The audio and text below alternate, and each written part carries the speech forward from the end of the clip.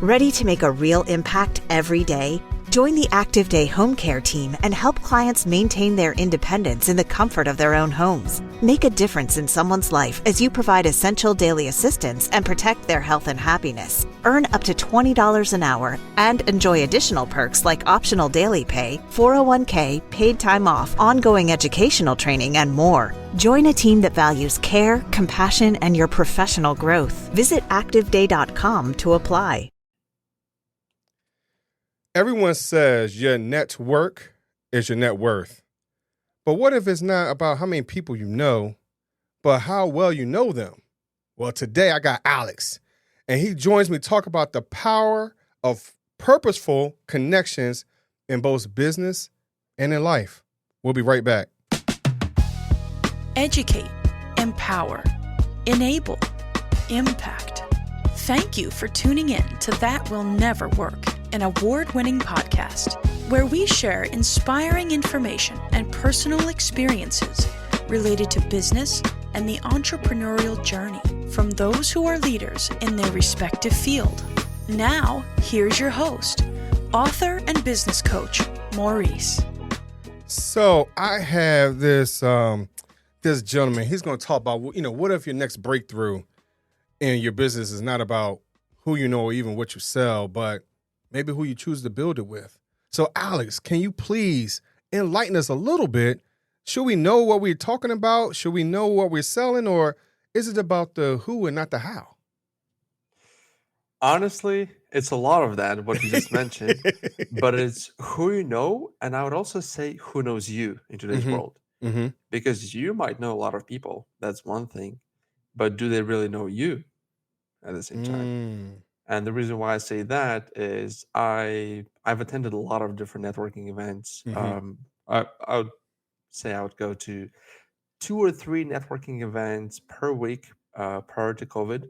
And some of those events were I would say too cold, too dry. Those little salesy, like you go there and people start exchanging business cards, and it's like trying to sell right there and then, and it didn't feel okay. And then I remember I went to, so I met my wife, we met online. I went to see her. She lived in Phoenix at that time. So I met in person. And then while I was in Phoenix, I saw there was a group of entrepreneurs, basically. It's called Arizona Entrepreneurs. So it started by Devin. He moved to Arizona 3 years ago, or like 40 years at this point. So he didn't really know anyone, and he wanted to build a community. Okay. And when I came to that event, at that point, I think it was a 3-year anniversary that they had. The type of people that you met, that I met there, and the energy and the vibe and all of that, it felt like everyone knew each other. It felt more like a family. It wasn't necessarily like, yes, you go there to do business, but first of all, you go there to build relationships within that community. And then, of course, business will follow. Right. And that's the type of networking I liked. So when I came back to Montreal, where I lived for 10 years, now I moved to Ottawa, my business partner and I, we run a marketing training company. And I always wanted to start something like that. And I like that idea. So Arizona Entrepreneurs was an inspiration, and we decided to start our own. So in the beginning, we called it Montreal Unite because it started in Montreal. And then at some point, it was in summer last year, we were sitting, brainstorming. I think it was like Saturday or Sunday. And an idea came to my mind. I was like, what if we built a bigger community all around Canada? So I started digging. I found this domain name, CanadianEntrepreneurs.ca. I don't know how it was available. Right. So yeah, we got that, and then now we started hosting more and more events. And the goal of those events is to literally build a community. So those are simple networking events, about 3 hours long, where people come, they have fun, they build relationships, friendships.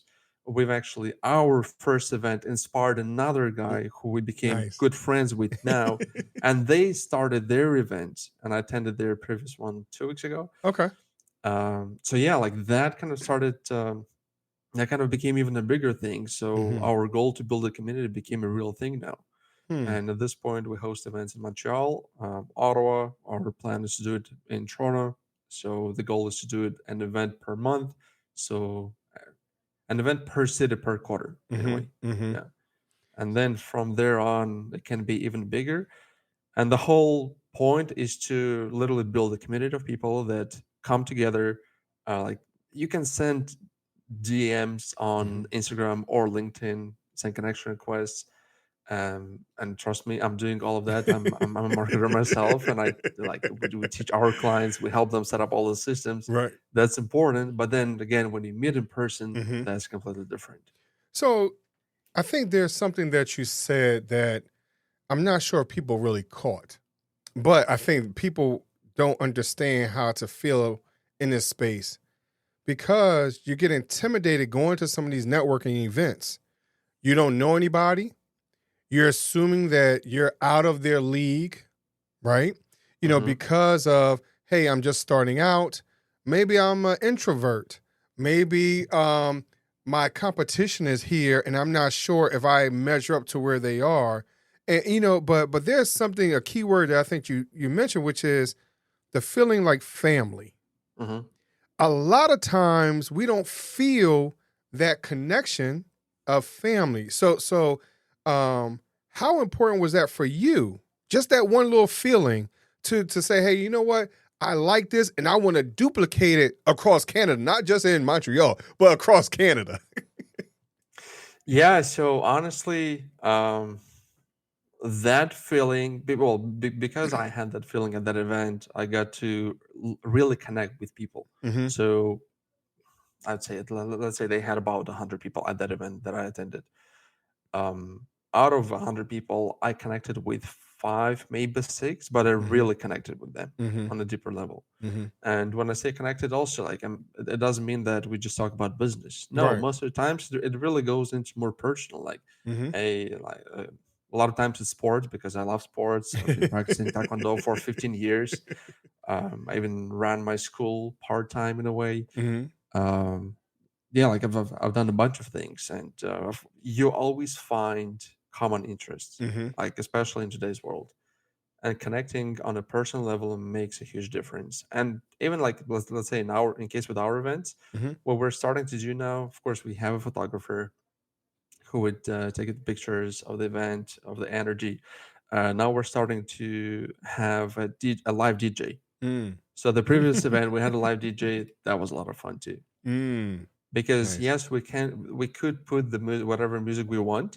Right. It also depends on the venue, of course. Right. If it's at a restaurant, it's a little harder to do that. But Mm-hmm. yeah, having someone like performing live, Mm-hmm. like now we're thinking maybe getting someone who's going to play guitar, Mm-hmm. or Mm-hmm. yeah, like I've been to different events. Like some of them are higher end. We don't Right. necessarily go for the high end events Mm-hmm. status, Mm-hmm. but we just want to build a community. And I think when you're looking at putting together an event, as you said, something as music, because music is mostly universal. Yeah, People yeah, that touches a little bit of everybody. yeah, And if you have it live, what you're talking about, sometimes they could kind of feel the energy. yeah. Oh yeah, They could keep the energy high or low or mild, and whatever is going on. So, yeah. but again, that's another part of an event that brings connection, that brings family, because a lot of times we go to family dinners, we have music, we got That's it. You food. have food, yeah, yeah, drinks, and that's exactly what it is. Yeah, yeah, yeah. You're right. you I know, didn't even. Yeah, so I think that's what you're talking about, where it brings the anxiety down to say, you know what, just like I do this situation here in my house for a birthday party, a christening, a baby shower, I could do it for my friends on a business level. yeah, So I think that's something that what you've done or what you've created is just something that you love to do. And so how would you expect for someone to say, hey, you know what, I really love to do this. How do I now have the energy, get out of my shell, get out of my box to do something like that and approach it, especially when you said something, I give you a nugget, which is the website, that domain is available, because you expect somebody else to already do it. So how do you get that energy to do something that you think you're expecting for someone else to already be doing? Honestly, don't overcomplicate things. Like we as Mm-hmm. human beings like to overcomplicate things in our head, especially Mm. as entrepreneurs, because you think, oh, I could do it this way, that way, this would be cool, and that thing, and then you start thinking about it, but then not necessarily putting in the work. Mm-hmm. But what really counts is action. So just start as simple like I'll give you a perfect example. Mm-hmm. So I met a guy at one of the events. I told him that we started hosting our events was here in Ottawa, and I told him that we're gonna host another one. Um, he got excited as well. So he, after that event, we met in person. Mm-hmm. He's in finance, so he's kind of. We work with a lot of financial advisors, so I just shared a couple of tips, strategies for him to use, Okay. and we started talking about different things. Like I like talking about finance, money, money management, and everything in between. Mm-hmm. So again, it clicked there. Mm. And then after that, we started talking about the events, and I shared like this is how we started, Mm-hmm. and this is where we are today. And then a couple of weeks later, I think, he called me again. He was like, "Alex, can we meet? Can we have another meeting?" I'm like, "Sure." So met again. He's like, "You know what? You made me think of hosting my own events." I'm like, Nice. "Cool, that's amazing. Like, I'm happy to hear that." So yeah, he basically asked me like, "Oh, what do you think I should do?" In the beginning. So in the beginning, he started with host. He hosted a free event. Mm-hmm. He found a space. He partnered up with them. I think he paid for coffee and some sweets, Mm-hmm. like nothing too crazy. Maybe it would cost him $100. He Mm. put it up on Eventbrite. He had 15 people who either registered or showed up. Mm. Some people didn't show up, of course, because so the trick with the free event is I'm not gonna say most people, but some people that register, they're not Mm-hmm. going to show up. You can expect that Right. because if like I like the saying, and I'm sure you've heard it: if you pay, you pay attention. Yeah. Mm-hmm. So after that, he decided to start charging even $10. Mm-hmm. The thing, because the moment somebody takes out a credit card and pays for something, they already have this commitment, like they Right. buy in. Right. And let's say coming to the event, let's say the date is, I don't know, June 30th. And it's like June 29th, they're like, should I go? Shouldn't? But I already paid. So Right. that's like a little bit of a commitment. Yeah. Mm-hmm. Yeah. Mm-hmm. So I would say the first event could be free Mm-hmm. for you to try to see what it looks like. Right. The second one, do it maybe not too expensive. Mm-hmm. But again, it depends. If you want it to be an experience, you can put it like $50 easily. Mm. Like people are okay with paying $50 for that.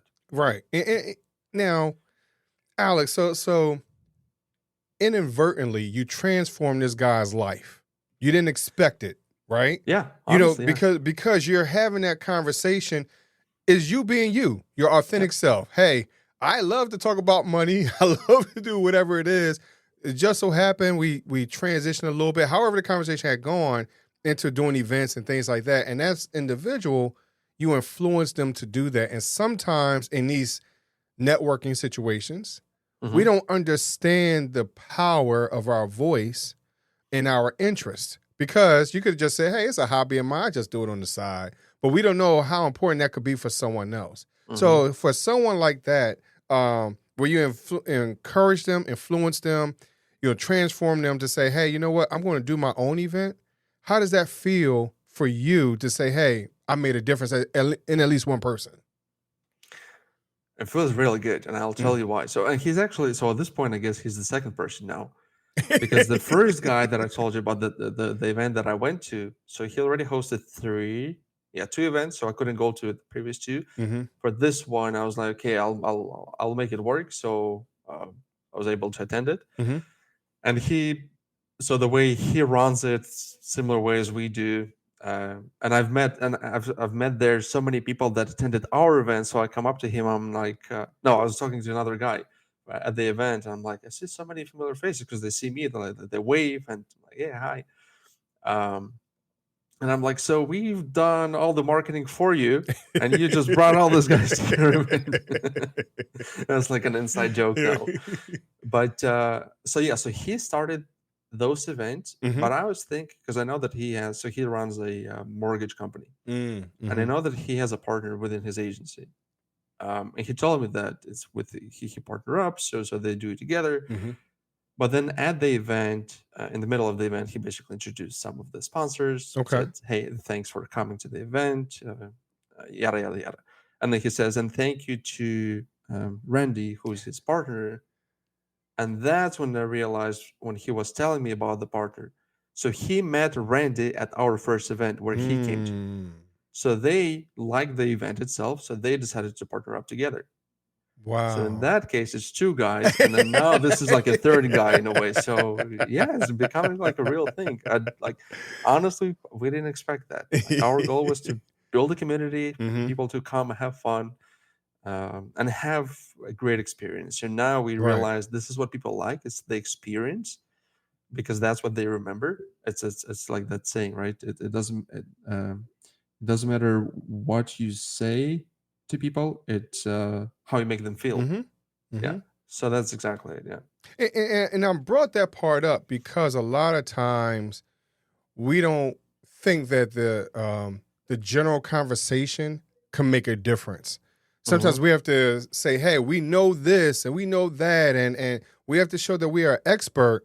But in something like this, just a very simple common denominator connection transform a whole situation. Now, like you said, now you're building such a community that anytime you walk in, I'm pretty sure you'll be like they expect for you to walk in with like a mink coat, sunglasses.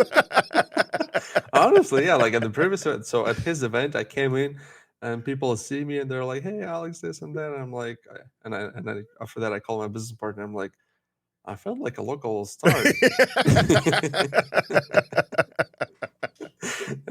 But again, that's what I'm saying. Like, sometimes these things we take it for granted.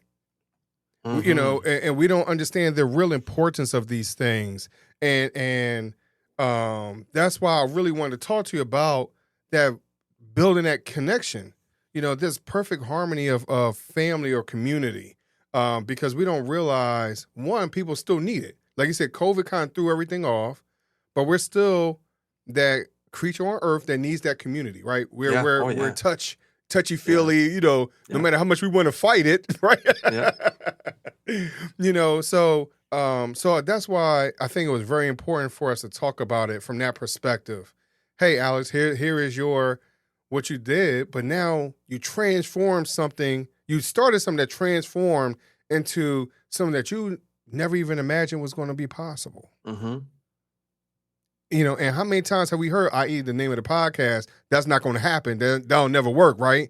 And so Alex, how would you encourage someone today to say, you know what, it is possible no matter what the situation is? It's 100% possible. I mean, we are the proof in a way. Like we just decided to start it, and then we wanted to see what it's going to look like. I had this vision in a way about the experience that I had back in Arizona, and I wanted to recreate that, and that's exactly what happened.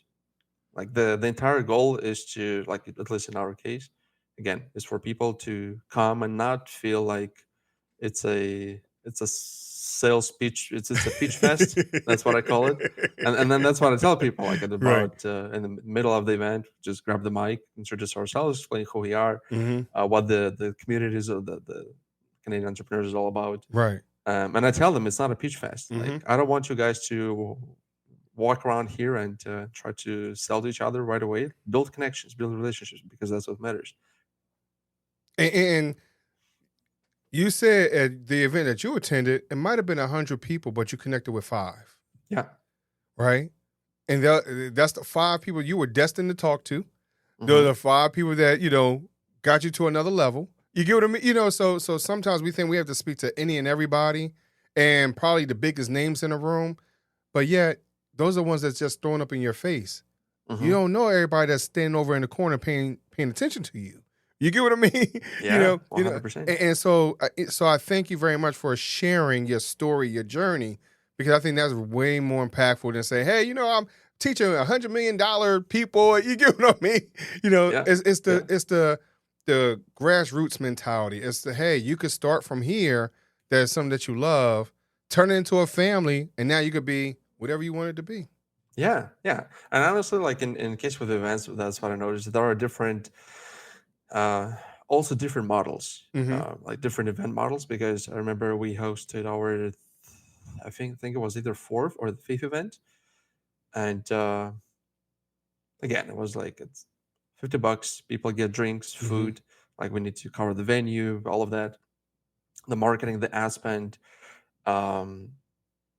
And then somebody mentioned in the comments in the ad, it's like, oh, there are no speakers. Like, and if you're trying to make money out of this event, change your business model. And I'm like, change the business model. Like, I'm not trying to make money from the event. Like, if we're breaking even, that's amazing. Like, the goal is to build a community. Yes, we do have our company that we run, and then if somebody wants to learn more about us, sure, we can chat about that.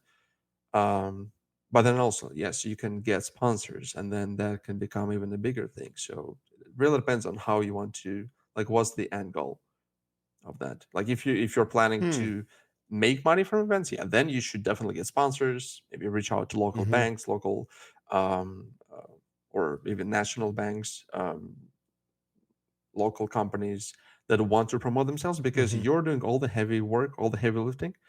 You bring all the people in. Let's say it's 50, let's say it's 100 people. Right. Now you have those sponsors. Now, yes, you can send, all the sponsors can talk to those people in person. Of course, you feature them on social media and emails, ads, everywhere, well, throughout the event as well. Right. And you can also give them the entire list of everyone who came to the event or registered for the event. And now they can follow up with those people. So for sponsors, it's kind of a no-brainer as well, because they don't necessarily do much, Right. because you're the one who puts it all together Right. and you're being paid for that in a way. But yeah, it really depends what type of model you want to follow. And when someone give you that type of advice, because a lot of times people think that, hey, you have to do what the next person has done in order for you to be successful. Not really possibly speaking to you and say, hey, Alex, what is your goal, right? What is your desired outcome? And or maybe it's not just you as an individual, but what of your group? What is the group's desired outcome? So if we just want to bring people together, do we have to be so formal and have speakers? So I think those are the type of things where it's like, hey, I don't have to be like the very next person. I stay who I am, stay true to myself, and be as authentic as I can to any and everybody that I meet and talk to. That's exactly it. It really depends. What's your goal? Maybe the values that you have also. How you see relationships building. Yeah. Right. Wow.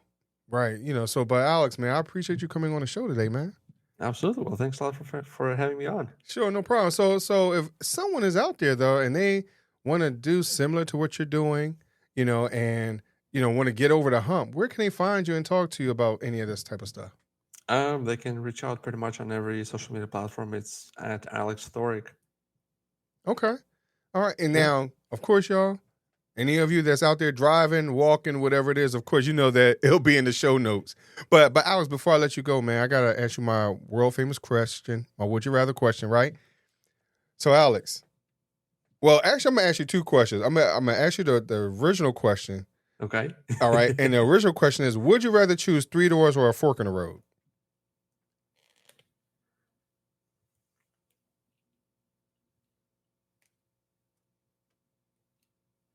Honestly, I don't know. You don't know? now, if you had to use your imagination, no rules, and I asked you that same question, well, would your answer change? Because like you said, you're not sure. So are you still in that space? So the fork in the road or 3 doors? 3 doors. 3 doors. 3 doors? Yeah. And so why the 3 doors?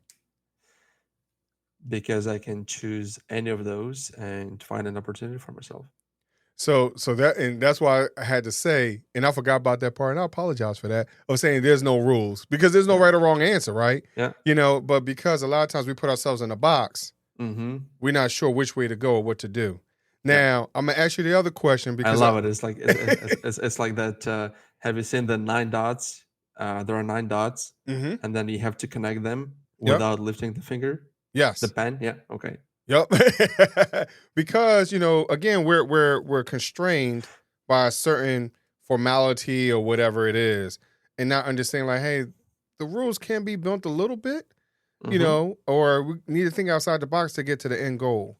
But the other question is based off of my other show. I have another podcast called the No Fruit Podcast with my wife, and that one because it's funny, you stated about having live music at one of your shows, someone playing guitar, and you have a guitar basically in your background, right? That's what it looks like, right? Yeah, and so I'm learning. Yeah. So I'm gonna ask you this question then: if you could sing a duet with anyone, dead or alive, who would it be? Oh, a duet with anyone, dead or alive. I would say. I'm listening to this guy, Mark Arbor. I don't know if you've heard of him. No, I haven't. He has a similar style to Ed Sheeran, but more of an upbeat, I would say. Okay. Yeah, I would say with him. Nice. Nice. I'm going to have to check him out. But, but Alex, man, I thank you for coming on the show, bro. Yeah, thanks a lot for having me on. I had a lot of fun. That's cool. That's cool. And of course, y'all, like I stated, all the information will be in the show notes. And we thank y'all very much for listening. And I'll talk to y'all just a little bit later. Thanks for listening. Follow Maurice Chism on social media to stay connected and check back weekly for new episodes. Until next time, that will never work. Or will it?